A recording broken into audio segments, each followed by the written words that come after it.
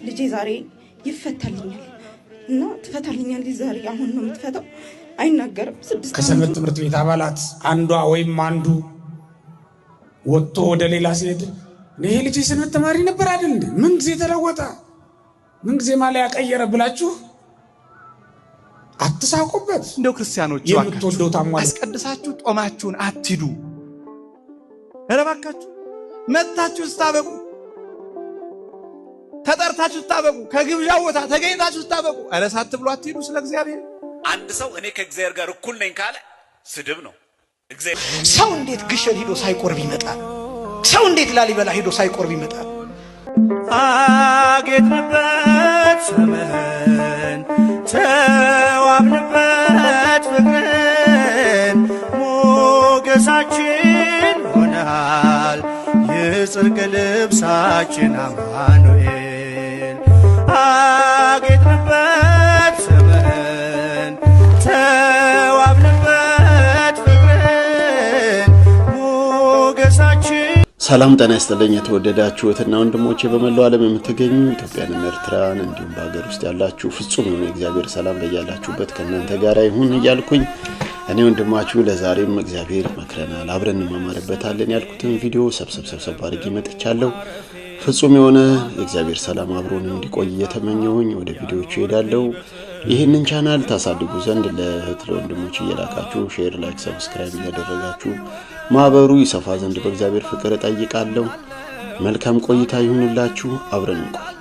አህዛብ ዘንድ በተደጋጋሚ ጊዜ እንደምንሰማው አንተ ስለ ራስህ ምን ትላለህ ብለው ይጠይቁት ነበር እና ጌታችን በዮሐንስ ወንጌል ምዕራፍ 10 ቁጥር 30 ላይ እኔና አብ አንድ ነን ብሏል። አይታችሁ ከሆነ በተለይ ወጣቶች ኢየሱስ ክርስቶስ እኔ አምላክ ነኝ ያለበትን ቦታ አሳዩን የሚል ጥያቄ ሲጠይቅ ሰምታችሁ ከሆነ ማለት እዚሁ ገጸ ንባብ ላይ ጌታችን የተናገረበት አለ ቃል በቃል እኔ አምላክ ነኝ ያለበት ማለት ምን ብሎ ካልን የዮሐንስ ወንጌል ምዕራፍ 10 ቁጥር 30 ላይ እኔና አብ አንድ ነን አለ። አይሁድ ገብቷቸዋል። እኔና አብ አንድ ነን ማለት እኔ ከባህሪ አባቴ ከአብ ጋር አንድ ነኝ እኔም እግዚአብሔር ነኝ እያለ እንደመሆኑን እንደገባቸው ምናቀው ከነቢያት አንዱ ነኝ እያላቸው እንዳልሆነም ገብቷቸዋል። ልብ በሉ እኔና አብ አንድ ነን ሲሏቸው የዮሐንስ ወንጌል ምዕራፍ 10 ቁጥር 30 ላይ ቁጥር 31 ላይ አይሁድም ሊወግሩት ድንጋይ ያነሱ ነው የሚለው ለምን ራሱን ከእግዚአብሔር ጋር አምላክ ነኝ እንዳለ ገብቷቸዋል። አሁን ቁጥር 32 ደግሞ ቀጥሎ ራሱ መጽሐፍ ቅዱስ ሲናገር ኢየሱስ አለ ከአባቴ ብዙ መልካም ሥራ አሳየኋችሁ ከነርሱ ስለማናቸው ሥራ ተወግሩኛላችሁ ብሎ መለሰላቸው። ለምን ድንጋይ ያነሳችሁት አላቸው። አሁን ቀጠል አድርጎ ደግሞ ስሙ ራሱ መጽሐፍ ቅዱስ ያብራራ ቁጥር 33 ላይ አይሁድም ስለ መልካም ሥራ አንወግርህም ስለ ስድብ ነው አሉት። ምንድነው ስድቡ? አንድ ሰው እኔ ከእግዚአብሔር ጋር እኩል ነኝ ካለ ስድብ ነው፣ እግዚአብሔር መናቅ ነው፣ ክህደት ነው። እንዴት ፍጡር ከፈጣሪ ጋር እኩል ይሆናል? ግን እሱ አምላካችን ክብር ምስጋና ይግባውና መድኃኒዓለም ኢየሱስ ክርስቶስ ራሱ አምላክ የባህሪ አምላክ እግዚአብሔር መሆኑን ለማስረገጥ ስለ መልካም ሥራ ለምንወግር ስለ ስድብህ ነው አሉትና አንተ ሰው ስትሆን በደንብ ስሙ አንተ ምን ስትሆን አሉ ሰው ስትሆን ራስን አምላክ ስለማድረግህ ነው እንጂ ብለው መለሱለት። አያችሁ አሁን ጥያቄው ምንድነው? ራስ ሰው ስትሆን ራስን አምላክ አደረግ ስለዚህ እኔና አብ አንድ ነን የሚለው ቃል ራስን ከማጋር እኩል እያልክ ነው ያሉት ነው አምላክ ነኝ እያልክ ነው አሉት። አሁንም ጌታችን መለሰ እኔ አምላክ አይደለሁም ማለት እንቀጥል ቁጥር 35 ላይ ቁጥር 34 ላይ ኢየሱስም እንዲህ ብሎ መለሰላቸው እኔ አማልክት ናችሁ ተብሎ በሕጋችሁ የተጻፈ አይደለምን ካለ በኋላ መጽሐፉ ሊሻር አይችልምና እነዚያ የእግዚአብሔር ቃል የመጣላቸውን አማልክት ካላቸው ልብ በሉ የእግዚአብሔር ቃል የመጣላቸው አሉት ነቢያት ናቸው። እግዚአብሔር እንደዚህ ይላል ይቤ እግዚአብሔር እያሉ የተናገሩት ማለት ነው። የሰራዊት ጌታ እግዚአብሔር አምላክ እንደዚህ ይላል ብሎ የተናገሩት እንኳን ነቢያት እነ ኢሳይያስ እነ ልበ አምላክ ዳዊት እነ ኤርሚያስ እነሱ እንኳን በጸጋ አማልክት ከተባሉ አያታችሁ ንግግሩ ከተባሉ ካላቸው ነው እንደሚለው እነሱን አማልክት ካላቸው በነገራችን ላይ አምላክ አንድ ነጠላ ቁጥር ነው አይደል? አማልክት ደግሞ አምላኮች ብዙ ቁጥር ነው። ልብ በሉ ክርስቲያኖች አምላክ ማለት ነጠላ ቁጥር ነው። አማልክት ስንል ደግሞ ብዙ ቁጥር ነው። አምላክ ማለት ገዢ ነው አይደል? አማልክት ነው ገዢዎች ማለት እነዛ የእግዚአብሔር ቃል የመጣላቸው ነው ያለው። ነቢያቶቹን አማልክት ካላቸው ይልና ቁጥር 36 ላይ የእግዚአብሔር ልጅ ነኝ ስላልሁ እናንተ አብ የቀደሰውን ወደ ዓለም የላከውን ትሉታላችሁ አላቸው። የእግዚአብሔር ልጅ እነዛ እንኳን የእግዚአብሔር ቃል የመጣላቸውን እነሱን እንኳን አማልክት ካላቸው፣ ስለዚህ አማልክት ይባላሉ። ሰው ቅዱሳን በጸጋ አምላክ ይባላሉ። ልብ በሉ ክርስቲያኖች፣ ብዙ ሰዎች ይሄ ቃል ስንሰማ በተለይ እነዚህ ክብረ ቅዱሳንን በመናስበት ጊዜ እንደዚህ ለምንድን ነው የምትከፋፍሉት? የባህሪ የጸጋ እያላችሁ እንደው አትውሰዱበት በቃ እግዚአብሔር ብሎ በጣም አንዳንዶቹ እንደውም ለእግዚአብሔር በጣም የተቆረቆሩ መስዋዕት የሚናገሩ ሰዎች አሉ። ይሄ እኮ አለማስተዋል ነው። ምን ማለት ነው? ይሄን ማለት እኔ ቅዱስ ነኝና እናንተ ምን አለ ቅዱሳን ሁኑ። ተመልከቱ፣ እግዚአብሔር ቅዱስ ነው፣ ምንም ጥያቄ የለውም። ሐዋርያው ቅዱስ ጳውሎስም ቅዱስ ነው። ነገር ግን በእግዚአብሔርና በሐዋርያው ቅዱስ መካከል ግን የቅድስና ልዩነት ግን አለ። የሰማይና የምድር ያክል በላይ የሚርቅ ግን እግዚአብሔር እኔ ብቻ ቅዱስ ልባል በዚህ ስም ማንም ሰው እንዳይጠራ አላለም። እኔ ቅዱስ ነኝና እናንተ በኑሯችሁ ሁሉ ቅዱሳን ሁኑ እኮ ነው ያለው። እንደውም ጌታችን ከዚህም ጠበቅ አድርጎት በማቴዎስ ወንጌል ምዕራፍ 5 ቁጥር 48 ላይ የሰማይ አባታችሁ ፍጹም እንደሆነ እናንተ ምን ሁኑ? ፍጹማን ሁኑ። አችሁ ብትሆኑ ጥሩ ነው እኮ አይደለም፣ ፍጹማን ሁኑ። ስለዚህ ፍጹም የሆነው እግዚአብሔር ብቻ ነው፣ ሰው መሆን የለበትም አላለም። ክርስቲያኖች በደንብ አድርጋችሁ ስሙ። ፍጽምና ለሁላችን የተሰጠን የማቴዎስ ወንጌል ምዕራፍ 5 ቁጥር 48 ላይ ጌታችን የሰማይ አባታችሁ ፍጹም እንደሆነ እናንተ ፍጹም ለመሆን ሞክሩ አይደለም የሚለው። እንደው ጣር እንደው በተቻለ መጠን 50% እንኳን ብትጠጋ አይልም። የሰማይ አባታችሁ ፍጹም እንደሆነ እናንተ ፍጹማን ሁኑ ነው፣ ትእዛዝ ነው። የአምላካችን የመድኃኒታችን ኢየሱስ ክርስቶስ ቃል ነው። ስለዚህ ሰዎች አማልክት ይባላሉ። እንደው ታውረን ነው እንጂ ሰይጣን እንኳን አምላክ ተብሎ ለመጽሐፍ ቅዱስ ላይ ሁለተኛ ቆሮንቶስ ምዕራፍ 4 ቁጥር 4 ላይ ምን ይላል?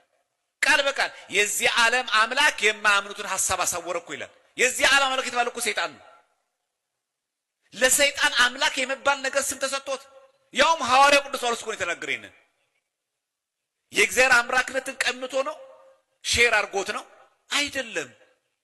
ይሄንን ዓለም በኃጢአት በዘፈን በጭፈራ በርኩሰት ስለሚገዛ የዚህ ዓለም ገዥ የተባለ ዲያብሎስ እግዚአብሔር አምላክ ቃሉ ታሰማለን። የአገልግሎት ዘመኑን እግዚአብሔር ያርዝምለት። ግሩም መልእክት ነው። እንግዲህ እንደዚህ የእግዚአብሔርን ቃል እየተነጋገርን 20-30 ደቂቃ መቆየቱ ለኛ እጅግ የተሻለ ነው ብዬ አምናለሁ። ወደሚቀጥለው ሄዳለሁ። መልካም ቆይታ። እንደው ክርስቲያኖች እባካችሁ አስቀድሳችሁ ጦማችሁን አትሂዱ። እባካችሁ መጣችሁ ስታበቁ ተጠርታችሁ ስታበቁ ከግብዣው ቦታ ተገኝታችሁ ስታበቁ አረሳት ብሎ አትሂዱ። ስለ እግዚአብሔር ይሄ ፍቅሩን መግፋት ነው። ካህናቱ ብቻ ተቀብለውት ይመለሳሉ። ያሳዝናል። አንዳንዴ በጣም ያሳዝናል። ህዝቡ አውደ ምሕረቱን ሞልቶት ተሰብስቦ ከቦ አስቀድሶ ቅዳሴያኑ ብቻ ስጋው ደግሞ ተቀብለው ዝም ብሎ ይመለሳል ሰው። ግብፃውያን አንድ አዋጅ አላቸው። ቅዳሴ ላይ ሁልጊዜ የሚያውጁት ቅዳሴ ሊወጣ ሲል ቅዳሴ አስቀድሶ ስጋውን ደግሞ ሳይቀበል የሚሄድ ሰው ሽፍታ ነው ይላሉ። አሁን እናንተ ሰርግ ደግሳችሁ ጥሩ ሰርግ ወይም ወጣቶች ተድራችሁ ሰው ሁሉ በሙሉ መጥቶ ሲያበቃ አንድ ኩባያ ጠላ አንድ ቁርጥ እንጀራ አልቀምስም ብሎ አስተናጋጆቹ ብቻ አንዳንድ ቁርጥ ቀምሰው ሰርጉ ውሃ ይበላው አታዝኑ? አያሳዝንም? አያችሁ፣ ይሄ ኃላፊ ይሄ ከንቱ የአንድ ቀን ምግብ እንኳን ያሳዝን አይደለ? የዘላለም ሕይወት የሚያድለው የክርስቶስ ሥጋና የክርስቶስ ደም በሺህ የሚቆጠር ሰው አስቀድሶ 5 ቀዳሾች ተቀብለውት ዘወር ይላል። እንዲህ የሚባል ክርስትና የለም። ስለዚህ በፍቅሩ የመኖራችን ምልክት እሱን ማወቅ ከሱ ጋር በፍቅር ለመኖር ስለሆነ የሱን የባህሪ መገለጫዎች ማወቅ መሰረቱ ነው። ከዚያ በኋላ ምልክታችን ደግሞ ስንበድል ቶሎ የምናለቅስ የምንጸጸት ንስሐ የምንገባ ከሆነና የፍቅር ግብዣውን ያለምንም ጉትጎታ በፍቅሩ ተስበን በየጊዜው በነገራችን ላይ ስጋው ደግሞ መቀበል ማለት በአመት አንዴ ምናምን አይደለም። በየጊዜው በየሳምንቱ በየ15 ቀኑ በየወሩ ነው። እንደው ቆራቢ ነን የምትሉም ሰዎች ጠብቃችሁ የትንሳኤ ጠብቆ የልደት የበዓል ቀን እየተጋፋችሁ ካህናቱን ማታስቸግሯቸው። እንደው በተቀደሰበት በማንኛውም ቀን ነው በበዓል መቀበል፣ ሰኞ መቀበል፣ ሮብ መቀበል አንድ ነው። ያው የክርስቶስ ሥጋ የክርስቶስ ደም ነው። ሰው እንዴት ግሸን ሄዶ ሳይቆርብ ይመጣል? ሰው እንዴት ላሊበላ ሄዶ ሳይቆርብ ይመጣል? ሰው እንዴት ጻድቃኔ ሄዶ ሱባኤ ይዞ 7 ቀን 21 ቀን 40 ምናምን ቀን 2 ወር 3 ወር ተጠምቆ እንዴት ሥጋውን ደግሞ ሳይቀበል ይመጣል? በጣም ብዙ ምን በትናቸው ነገር። ይሄ ደጋፊነት ማለት ምን እንደማለት መሰላችሁ? ይሄ ማለት በሌላ አገላለጥ አንድ ሰው ለምሳሌ የዓለም ዋንጫ የተዘጋጀበት ሀገር ቢሄድ ከዛ ደግፎ ቢመጣ ይሄ ሰውዬ ኳስ ተጫውቶ መጣ ነው የሚባለው ወይስ ደግፎ መጣ ነው? በኳስ ጨዋታው ላይ ምንድነው የሚያደርገው ነገር? ይሄዳል፣ አብሮ ይጮሃል፣ የጨዋታውን ሁኔታ ያያል፣ ፕሮግራሙን ያያል። ምናልባት የሚያደንቃቸውን ሰዎች በአካል ሊያይ ይችላል። ነገር ግን ሜዳ ገብቶ አልተጫወተም። ሥጋውን ደሙን መቀበል ማለት ሜዳ ውስጥ ገብቶ ኳሷን ማንቀርቀብ ማለት ነው። ጎል ውስጥ ማስገባት ማለት ነው። ደጋፊነትና ተጫዋችነት ይለያያል። አንዳንድ ነገሮችን አልተረዳናቸው። ሥጋው ደሙ መቀበል ማለት ኳሷን በእጅ በእግር ማድረግ ማለት ነው። ያለዚያ ምን እንደሚሆን ታውቃላችሁ? የኛ አድናቂዎች ብቻ ትሆናላችሁ። ኳሱኛ እጅ ይሆናል። ያ ማለት ሥጋው ደሙን እኛ እንፈትታለን፣ እናንተ አትቆርቡም። እኛ ካባ ለብሰን እንመጣለን። ከዛኛ ህዝብ በተሰበሰበበት እናስተምራለን። አቤት መምህር ገሌ ሲያስተምር። ከዛስ እኛ የሚከፈለንን የትራንስፖርት ይዘን እንሄዳለን። እናንተ ግን ባዷችሁን ትሄዳላችሁ። የኛ ሲሳይ ብቻ ትሆናላችሁ። እግዚአብሔር ከዚህ ሁላችሁንም ይሰውራችሁ። አያችሁ፣ የትምህርታችን መጨረሻ ሥጋው ደሙ መሆን አለበት። የኛ መደነቅ፣ የኛ መደናነቅ፣ የኛ መሽቀርቀር መቅረት አለበት። የዘማሪና የሰባኪ ማወቂያ መታወቂያ እነዚህ ነገሮች ብቻ መቅረት አለባቸው። አናስተምር አይደለም፣ መልካም ነው። ግን ምንድነው ለውጡ? ጉባኤያትን ሰርተን አስጊጠን ዲኮር አድርገን ብዙ ህዝብ ተሰብስቦ ያ ሁሉ ህዝብ ታይቶ በሳምንቱ ያ ህዝብ ካልቆረበ ጥቅሙ ምን ይሆናል? ምንድነው ጥቅሙ? የቤተ ክርስቲያንስ የመጨረሻ ግቧ ምንድነው? ይሄን እኮ ማወቅ ያስፈልጋል። በዛ ላይ ይሄ ብቻ አይደለም፣ ያጣ ነው። በጣም ብዙ በረከት አለ ከሥጋው ደግሞ ማግኘት የሚገባን ግን ያጣ ነው። አስቀድሰን ብቻ ጀርባችንን ሰጥተን እንደ አይሁድ የምንሄድባቸው ይሄ መቅረት አለ። ስለዚህ የጌታችን የመድኃኒታችን የኢየሱስ ክርስቶስ ቅዱስ ሥጋና ክቡር ደም ሕይወት የተጨመረበት ነው። እስኪ በሉ ሕይወት የተጨመረበት ነው። ምን የተጨመረበት ነው? ሥጋው ሕይወትን ጠቅልሏል። አያችሁ ክርስቶስ ምንድነው ያደረገው?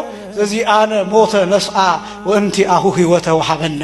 ነገ ስትጸልዩ አስተውሉት። የዓርብን ውዳሴ ማለት የኛን ሞት ወስዶ የሱን ሕይወት ሰጠ። የኛን ሞት ምን አደረገ? ወሰደ። የሱን ሕይወት ለኛ ምን አደረገ? ሰጠ። እንዴት ተፈጸመ? እንዴት ተፈጸመ? ይሄ እንካችሁ ሥጋዬ ነው ብሉ ሲል ሕይወት ሰጠ። እንካችሁ ሁላችሁ ከእርሱ ጠጡ ብሎ ደም ሲሰጠን ደም ውስጥ ሕይወትን ጨመረ። ለኛ ሕይወትን ሰጠ። ከዚያስ የኛን ሥጋ ይዞ መስቀል ላይ እሱ ሞተ። ሞተ፣ አዳነ። ሞተ፣ ሕይወትን ሰጠን። ተቀበረ፣ ተነሳ፣ አስነሳን። ክብርና ምስጋና ለስም አጠራሩ ይሁን። ይሄ ነው ቅዱስ ሥጋውን ክቡር ደሙን መቀበል ማለት። ታስታውሳላችሁ ቅዳሴ ላይ ንዜኑ ሞተከ ወትንሣኤከ ቅድስተ ነአምን ዕርገተከ ወዳግመ ምጽአተከ እያለን ምን ጸልየው በዜማ ትዝ ይላችኋል። ሞትህን እንናገራለን፣ ትንሣኤህንም እንዲሁን እናገራለን፣ ዕርገትህን እናገራለን፣ ዳግመኛ መምጣትን እናገራለን። ምን እያልን መሰላችሁ? ደሙ ውስጥ የሞቱን ነገር አስቀምጧል። ስለኛ እንደሚሞት ለምን? የሱ ሞት ለኛ ሕይወት ስለሆነ። ያ ብቻም አይደለም፣ ማረጉን ሥጋ ውስጥ አስቀምጧል። ለምን? የሱ ማረግ የኛ ዕርገት ስለሆነ። ይሄ ብቻም አይደለም፣ ዳግመኛ ይመጣል፣ ይወስደናል። የሚወስደን ግን ምን ከሆንን ነው? ሥጋው ከሆንን፣ አካሉ ከሆንን። ሥጋውና አካሉ ደግሞ ምን ሆነው? የሱን ሥጋና የሱን ደም ከተቀበልን ነው። ሥጋዬን የበላ ደሜን የጠጣ የዘላለም ምን አለው? ሕይወት አለው። ሕይወት ተቀምጦበታል። ሥጋውና ደግሞ ሕይወት ተቀምጦበታል። ጥበብ አለው። ለምንድን ነው ሰዎች ሌላ መድኃኒት ፍለጋ የሚሄዱት? እግዚአብሔር ለመምህሮቻችን ቃልዎት ያሰማልን፣ የአገልግሎት ዘመናቸውን መድኃኔዓለም ይባርክላቸው እላለሁ። እንግዲህ የቅድስት ቤተ ክርስቲያን የሁል ጊዜ የጥሪ ድምጿ ነው። ንስሐ ግቡ፣ ቅዱስ ሥጋ ክቡር ደሙን ተቀበሉ ትላለች። እኛ ግን ያው ሰምተን ብቻ ነው የምንሄደው። አስቀድሰን ወደ ቤት፣ ሱባኤ ይዘን ወደ ቤት፣ ሩቅ ገዳም ሄደን አንግሰን ወደ ቤት ነንና ወደ እሱ የምንቀርብበትን መንገድ እሱ መድኃኔዓለም ይፍጠርልን። በነገራችን ላይ በእኛ በኦርቶዶክስ እምነት ተከታዮች በተለይ በወጣቶቹ ዘንድ በጣም የሆነ የተሳሳተ ምልከታ ምንድነው? ሰዎች ከታመሙ ወይ ደግሞ ለሞት ቀርበዋል ሲባል ወይ ደግሞ በጣም አርጅተዋል አብቅተዋል ሲባል ወደ ቅዱስ ስጋውና ደሙ የመሄድ ነገር አለ። እንደዛ አመለካከት ይሄ ስህተት ነው፣ ትልቅ ስህተት ነው። በህይወት እያለን መጠቀም አለብን። ከልጅነት እስከ እውቀት በጉብዝናም በእርጅናም ቅዱስ ስጋው መድኃኒት ነው። ካጋንንት አሰራር፣ ከዲያብሎስ አገዛዝ፣ ከመተት፣ ከአይነ ጥላ በቤተሰብ ተቆራኝቶ ከሚመጣ ደዌ የምንፈወስበት ከምንም በላይ ግን ሱታፌ አምላክ ከእግዚአብሔር ጋር የምንሳተፍበት አንድ የምንሆንበት ቅዱስ መንፈስ ወደኛ የሚቀርብበት አማራጭ ሳይሆን ብቸኛ መፍትሄው ቅዱስ ስጋና ክቡር ደሙ ከኃጢአት ደዌ ከቁስል መዳኛችን እና እግዚአብሔር ለዛ ሰው ይበለን። ሁላችንንም እግዚአብሔር ለዛ ያብቃን።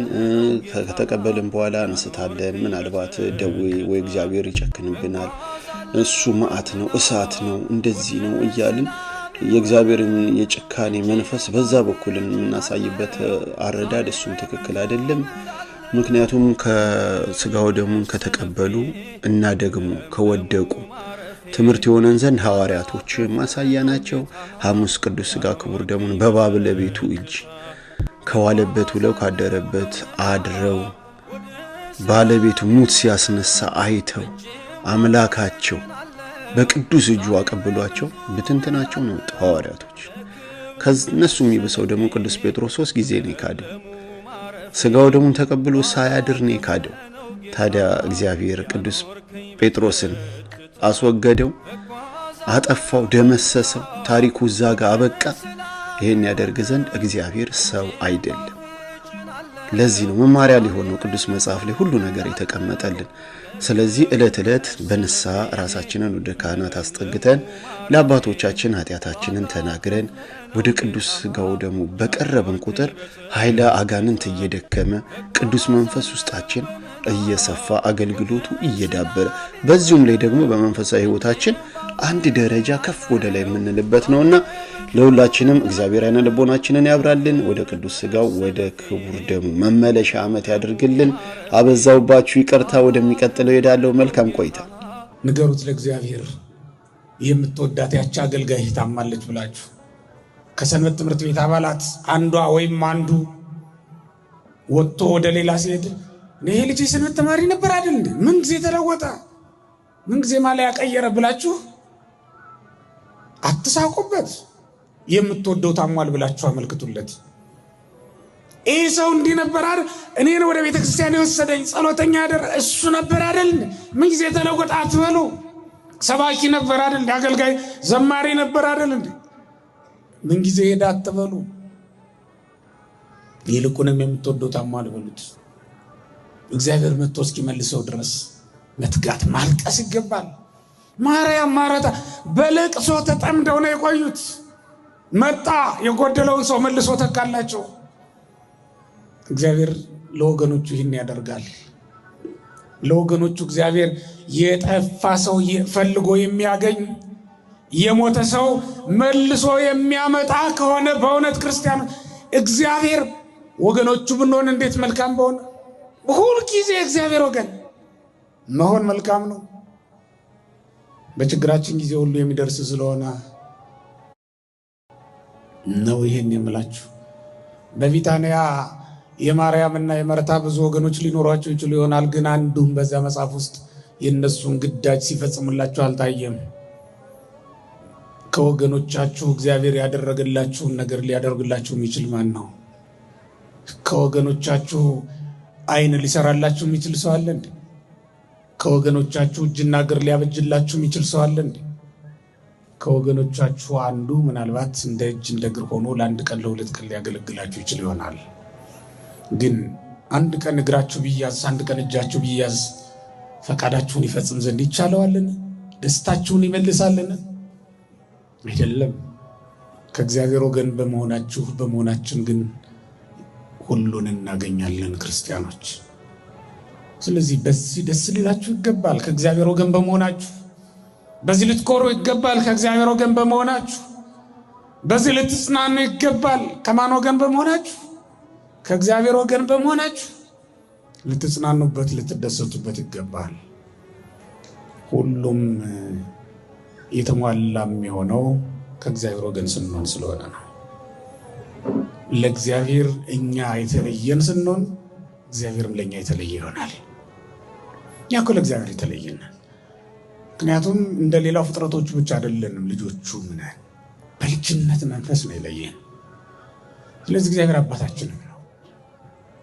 ለሌሎቹ ዳረጎቱን ከፍ ያደረገ እንጀራውን ሲሰጥ ያያችሁት እንደሆነ ቀድሞ ለሌሎቹ ዳረጎት ሲሰጥ ያያችሁት እንደሆነ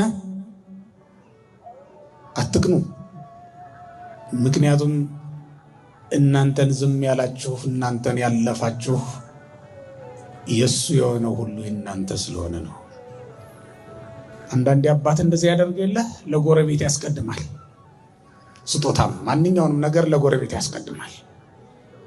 ከዚያ በኋላ ለልጆቹ ይሰጣል። ለምንድን ነው ልጆቹን ረስቷቸው መሰላችሁ? ወይም ጠልቷቸው አይደለም። የሱ የሆነው ሁሉ የነሱ እንደሆነ ስለሚያውቅ። ስለዚህ እግዚአብሔር በዚህ ምድር ካለው በረከት የነፈገን ለአሕዛብ ግን ያበዛላቸው ከመሰላችሁ ተውት። የኔ የሆነ ሁሉ ያንተ ነው እያለህ ነውና እኔማ በቤቱ ነው የምኖረው። በቤቱ መኖሬ ብቻ በቂ ነው። እነሱ እኮ መኖሪያ የላቸው። በዓለም ሲኖሩ ዋዕይ ይመታቸዋል፣ ቁር ያገኛቸዋል ብላችሁ አስቡላቸው። ቤት የሰራላቸው ለዚህ ነው ወገኖች። ግንብ የገነባላቸው ለዚህ ነው ለሌሎች። እናንተን ግን በቤቱ ስለሚያኖራችሁ ነው። ለተሻለ ነገር አቆይቷችሁ ነው ዝም ያላችሁ የመሰላችሁ ለዚያ ነው። ለእናንተ ግን በሰማይ የተጠበቀ ደስታ ስላላችሁ ነው። በምድር ደስታችሁን ያጎደለባችሁ ልጅ በመንሳት ሀብት በማጉደል እግዚአብሔር ደስታችሁን ያሳነሰው የመሰላችሁ በሰማይ የተጠበቀ ደስታ ስላላችሁ ነው። እንዲያውም በወንጌል ዛሬ የሚያዝኑ ምንድናቸው? ብፁዓን ናቸው መጽናናትን ያገኛሉና ብሎ የተናገረውም ስለ እናንተ ነው፣ ስለ ወገኖቹ ነው፣ ስለኛ ስለ ሕዝቦቹ ነው። መጽናናታችንን በሰማይ ስላደረገው ነው እግዚአብሔር። እና እንዴት የተጠበቀ ደስታ፣ እንዴት የተጠበቀ እረፍት፣ እንዴት የተጠበቀ ሀብት እያለን ዳረጎት በተሰጣቸው እንቀናለን። የዳረጎት ትልቅ የትም አያደርስም። ዋናውን ሀብቱን መውረስ ነው ዋናው ነገር። የእግዚአብሔር ወገን ናችሁ። አንደኛ ጴጥሮስ ምዕራፍ 2 ቁጥር 10። እግዚአብሔር ይስጥልኝ። ለመምህራችን እግዚአብሔር አምላክ ቃሉን ያሰማልን። ሊቀ ሊቃውንት ዕድሜውን ያርዝመው፣ አገልግሎት ዘመኑት ይባረክ። እንግዲህ የትና ወንድሞቼ ለዛሬ የተዘጋጀውበት ይህንን ይመስላል። በትንሽ ደቂቃ ውስጥም ቢሆን እግዚአብሔር የመከረን የነገረን እንግዲህ ምግበ ሥጋ ወነፍስ ይሁንልን እላለሁኝ። በሚቀጥለው ጊዜ እስክንገናኝ በያላችሁበት እግዚአብሔር አምላክ የልባችሁን መሻት ይፈጽምላችሁ፣ ውጥናችሁ ይከናወን። በጸሎታችሁ አስቡኝ። እንግዲህ ስወጣ የእመቤታችንን የስውሯ ማርያምን ታምር ሁልጊዜ እንደምንለቀው ዛሬም አብረን የምንማርበት እጅን አፍ ላይ የሚያስጭን የእመቤታችን ድንቅ ድንቅ ታምራቶች አሉ። ለእኛም በያለንበት ቦታ አማላጅነቷ ይገናኘን እያልኩኝ እኔ እሰናበታለሁ። በሚቀጥለው እስክንገናኝ ፍጹም እግዚአብሔር ሰላም በያላችሁበት ከእናንተ ጋር ይሁን። ቸር ቆዩ። እሺ፣ እኔ ስሜ መቅደሰ ማርያም እባላለሁ። አው ዛሬ የመጣሁት ያው ልጄ ዛሬ ይፈታልኛል እና ትፈታልኛለች። ዛሬ አሁን ነው የምትፈታው። አይናገርም። 6 ዓመቱ ነው። እስከ ዛሬ ድረስ አልተናገረም ነበር። አሁን ግን ዛሬ ሊፈታላት ነው እና አሁን ይመጣል። እዚህ ጋር ይዘሆና አባቱ እዚህ ያለ ይዞት ይመጣል። እዚህ ጋር ተፈቶ ይናገራል፣ መናገር ይጀምራል። አው እንደዛ ነው ያለች።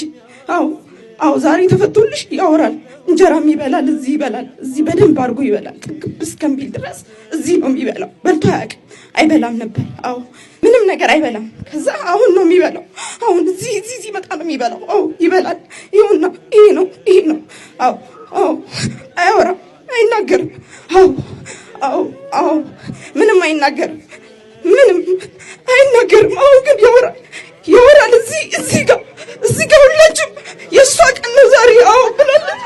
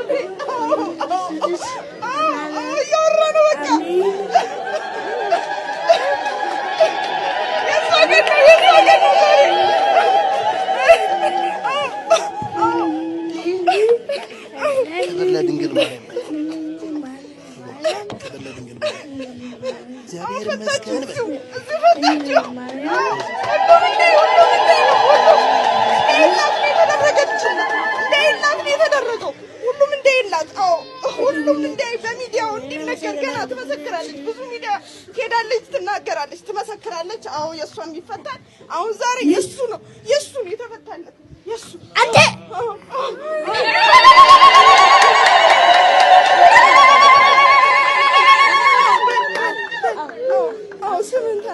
ስምን ተናገር ስምን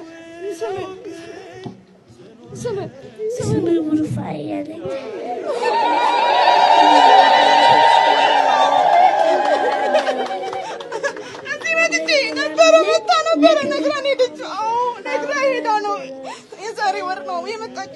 ተፈቶላታል ዛሬ በቃ የሆነው የኔ የሆነው ዛሬ አብቅቻለሁ። በቃ ይሄው አብቅቻለሁ።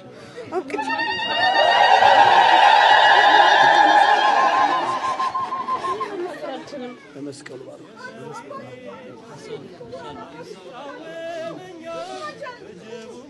ኧረ አመስግኗት።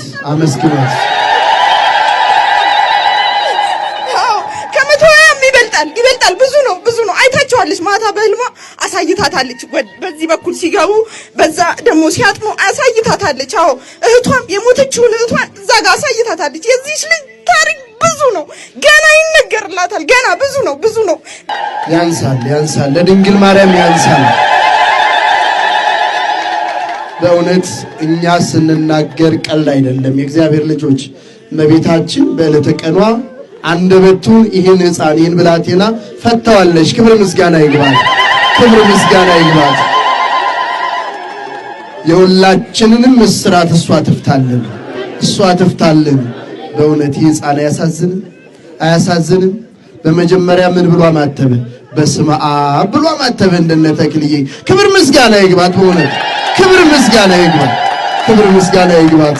በእውነት ድንቅ ተአምር ነው። ይህችን እናት የሰጠን የመማፀኛ ከተማችን ስጉሯ ቅድስት ድንግል ማርያም ክብር ምስጋና ይግባት። ሁላችንም የተተበተበብንን ነገር እሷ ትፍታልን። እኛ የማናውቀው ብዙ ነገር ይኖራል በውስጣችን፣ ብዙ ነገር ይላል በዙሪያችን፣ ብዙ የተሰወረብን ነገር ይኖራል። ማን ይፍታልን? ድንግል ማርያም ከነ ልጇ ትፍታልን። ክብር ምስጋና ይግባት።